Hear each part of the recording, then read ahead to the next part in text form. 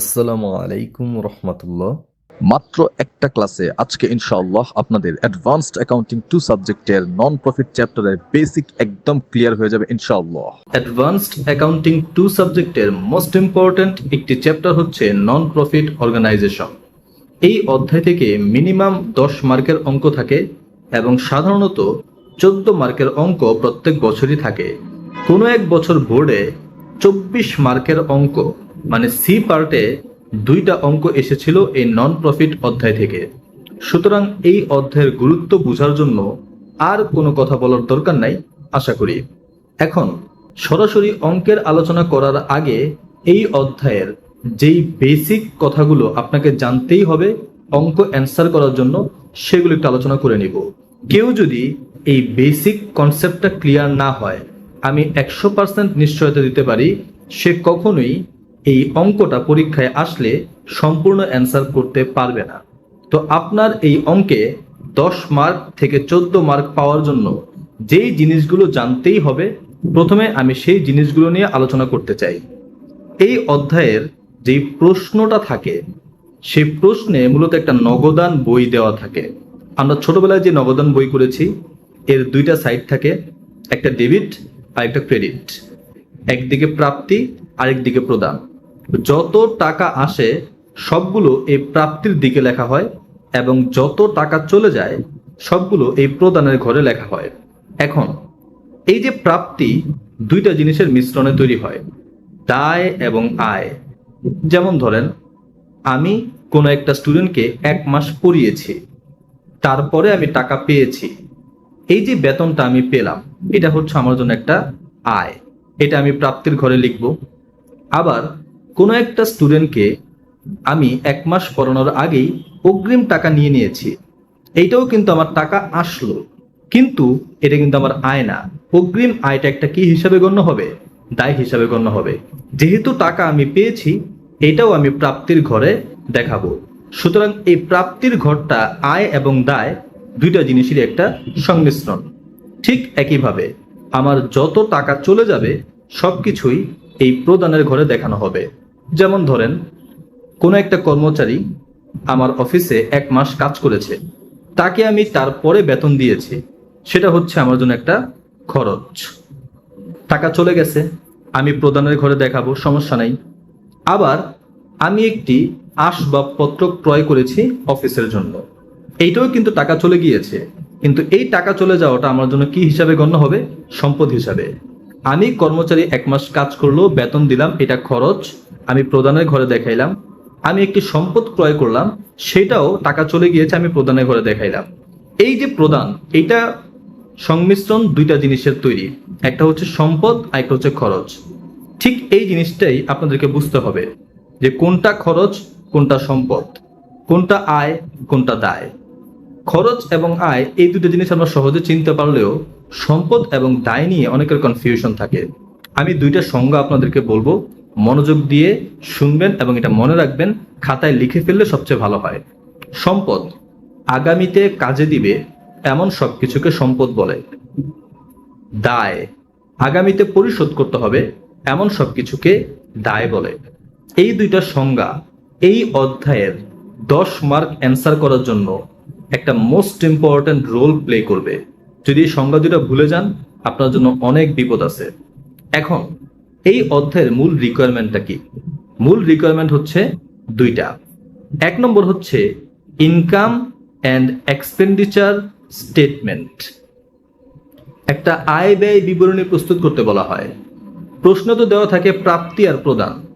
এখন প্রাপ্তির মধ্যে আয় এবং দায় 2টাই থাকে, এখান থেকে বাছাই করে আয়টা আমরা আমাদের ইনকাম অ্যান্ড এক্সপেন্ডিচার স্টেটমেন্টে দেখাবো। এবং এই যে প্রদানের ভেতরে সম্পদও থাকে খরচও থাকে, এখান থেকে খরচটাকে বাছাই করে আমরা ইনকাম অ্যান্ড এক্সপেন্ডিচার স্টেটমেন্ট মানে আয় ব্যয় বিবরণীতে দেখাবো। এরপরে আমাদের আয় এবং ব্যয়ের পার্থক্য করে আমরা বের করব আমাদের আয়টা বেশি নাকি আমাদের ব্যয়টা বেশি। এরপরে আমাদের 2 নম্বর রিকোয়ারমেন্ট হচ্ছে একটা ব্যালেন্স শিট মানে আর্থিক অবস্থার বিবরণী। এই ব্যালেন্স শিটের মধ্যে 2টা জিনিস যায়, আপনারা সবাই জানেন, সম্পদ এবং দায়। এখন এই যে সম্পদ এবং দায়, এই দুজন কোথায় থাকে? প্রাপ্তি এবং প্রদানের ভেতরে। সুতরাং এখান থেকে আমরা সম্পদ এবং দায়গুলো খুঁজে বের করব এবং আমাদের ব্যালেন্স শিট প্রস্তুত করতে হবে। সর্বোপরি আমি আবার বলবো যে প্রশ্নটা থাকে, প্রশ্নের মধ্যে প্রাপ্তি এবং প্রদান দেওয়া থাকে এবং নিচে কিছু সমন্বয় দেওয়া থাকে। এই যে সমন্বয়গুলো এবং এই ছকটা, এখান থেকে আমাদেরকে আয়, ব্যয়, সম্পদ, দায় এগুলো আলাদা করতে হবে এবং আয় এবং ব্যয়গুলো নিয়ে ইনকাম অ্যান্ড এক্সপেন্ডিচার স্টেটমেন্ট মানে আয় ব্যয় বিবরণী প্রস্তুত করতে হবে এবং সম্পদ এবং দায়গুলো নিয়ে আমাদের একটা ব্যালেন্স শিট প্রস্তুত করতে হবে। আশা করি প্রাথমিক এই কথাটা আপনাদের কাছে ক্লিয়ার। এখন এই অধ্যায়ের আরেকটা রিকোয়ারমেন্ট আছে, যেই রিকোয়ারমেন্ট ছাড়া আপনারা একটু আগে যে দুইটা রিকোয়ারমেন্ট বললাম, ইনকাম অ্যান্ড এক্সপেন্ডিচার স্টেটমেন্ট আর ব্যালেন্স শিট, এই দুইটা করতেই পারবেন না। সেই রিকোয়ারমেন্টটা হচ্ছে ওপেনিং ক্যাপিটাল ফান্ড, যেটার বাংলা হচ্ছে প্রারম্ভিক মূলধন। আমরা জানি প্রারম্ভিক মূলধনের সূত্র হচ্ছে প্রারম্ভিক মোট সম্পদ মাইনাস প্রারম্ভিক মোট দায়। বছরের শুরুতে যে সম্পদগুলো থাকে সেখান থেকে বছরের শুরুতে যে দায়গুলো থাকে সেটা মাইনাস করলেই আমরা আমাদের যে প্রারম্ভিক মূলধন সেটা পেয়ে যাই, মানে opening capital fund.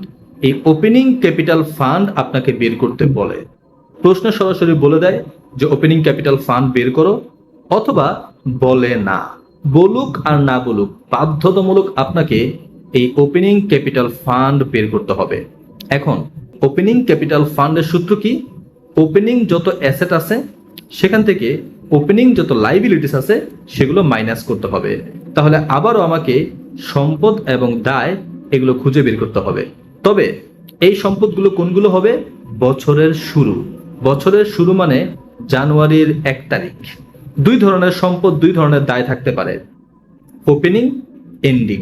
Opening, ending.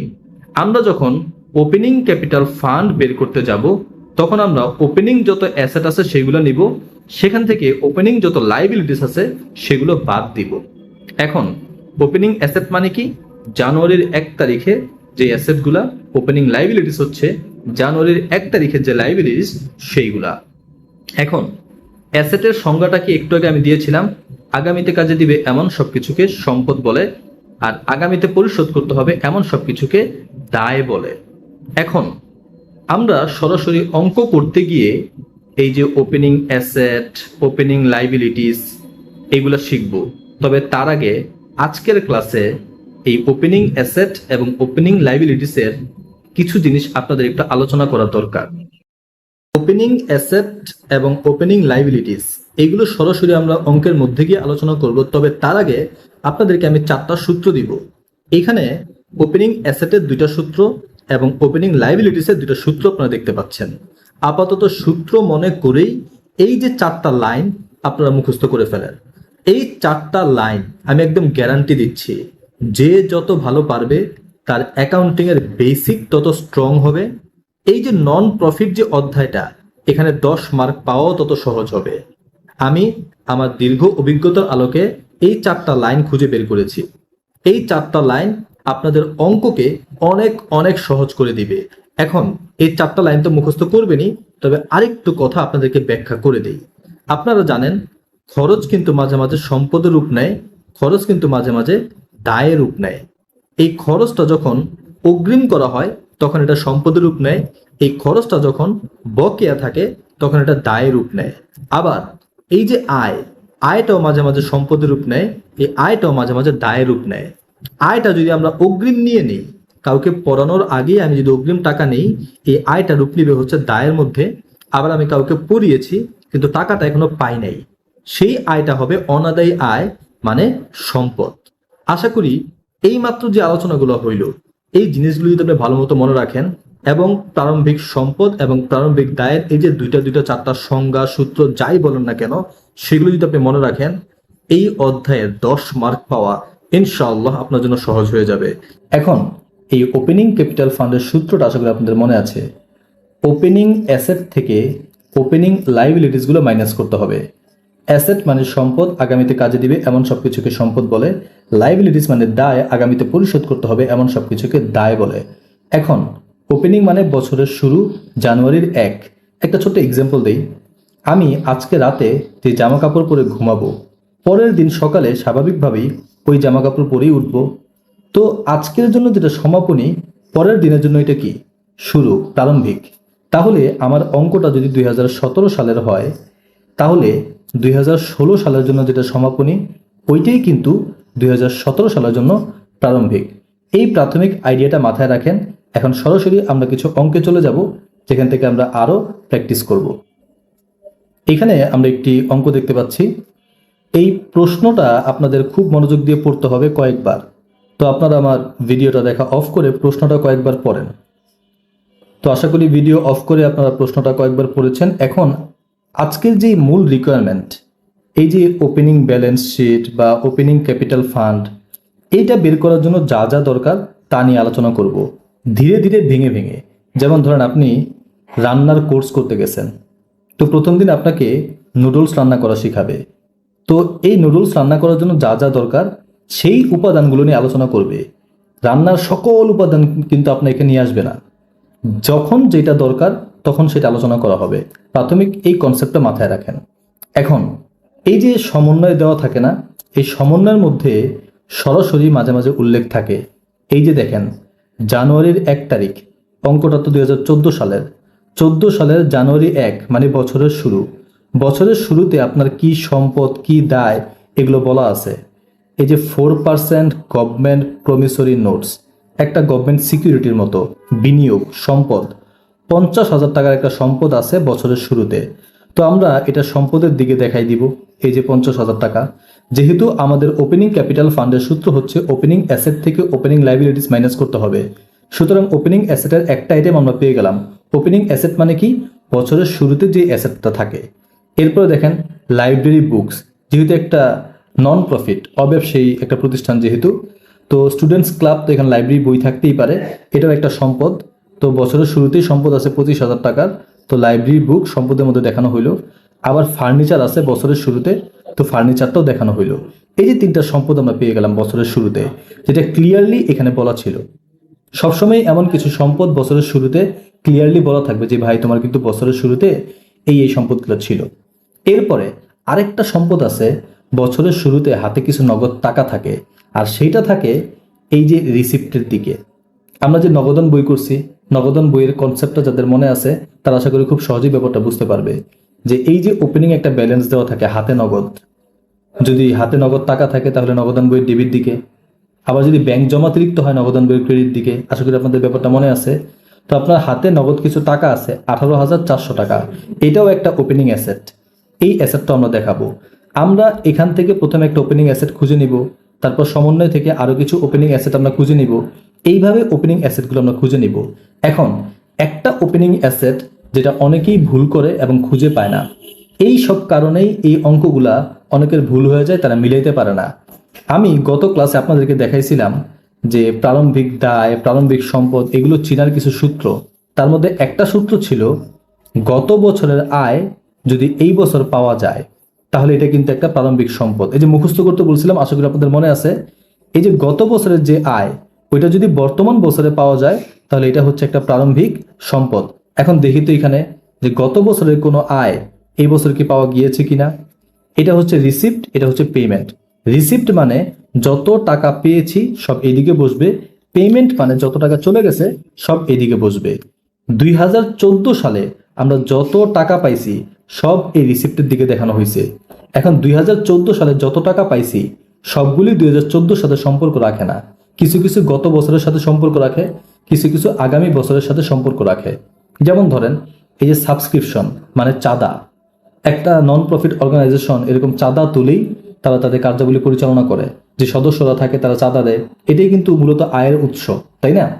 তো দেখেন মোট চাঁদা পাইছে 24,000 টাকা 2014 সালে, কিন্তু পুরো 24,000 টাকাই 14 সালের অংশ না। এর মধ্যে 13 সালের 600 টাকা যেটা 2014 সালে পাওয়া গেছে। আবার 2014 সালের কিছু টাকা 2014 সালে পাওয়া গেছে, আবার কিছু টাকা অগ্রিম পাওয়া গেছে 2015 সালের টাকাই তারা 14 সালে পেয়ে গেছে। এখন আমরা দেখেছিলাম এখানে যে গত বছরের যে আয়, এটা যদি বর্তমান বছরে পাওয়া যায় তাহলে এটা একটা কি প্রারম্ভিক সম্পদ। এখন আমরা এখানে একটু দেখি, এই যে 13 সালের টাকাটা যেহেতু 14 সালে পাওয়া গেছে, তার মানে গত বছর এটা পাওয়া যায় নাই, এই কারণে তো এই বছর পাওয়া গেছে। তাহলে গত বছরের আয় যদি বর্তমান বছরে পাওয়া যায়, এটা একটা প্রারম্ভিক সম্পদ। এটা তো মুখস্থ বুঝাইলাম, এখন ব্যাখ্যা দিই। আচ্ছা, গত বছর এই 600 টাকা আয় হওয়ার কথা ছিল, টাকা পাওয়ার কথা ছিল, গত বছর পায় নাই, মানে 2013 সাল এই 600 টাকা তারা পায় নাই। তো 2013 সালে তারা এটা লিখে রাখছে না যে অনাদায়ী আয় 600 টাকা। এবং গত ক্লাসে মনে আছে আলোচনা করছিলাম যে যেই আয়টা এখনো পাওয়া যায় না সেটা আগামীতে পাওয়া যাবে, আগামীতে পাওয়া যাবে, এবং সবকিছুকে সম্পদ বলে। আয় যদি অনাদায়ী থাকে এটা একটা সম্পদের রূপ নেয়, গত ক্লাসে আলোচনা করেছিলাম। আর যাদের হিসাব বিজ্ঞানে বেসিক ভালো আছে তারা তো ভালো মতোই জানে। এই যে অনাদায়ী আয় 2013 সালে লিখে রাখছিল, 2013 সালের 31শে ডিসেম্বর তারা যে ব্যালেন্স শিট প্রস্তুত করছিল সেখানে তারা লিখে রাখছিল যে আমরা 600 টাকা আয় 2013 সালে আদায় করতে পারি নাই, মানে অনাদায়ী আয় 600 টাকা তারা তাদের চলতি সম্পদের মধ্যে দেখায় রাখছিল যে আমরা এই পরিমাণ টাকা আদায় করতে পারি নাই 31শে ডিসেম্বর 2013 সালে।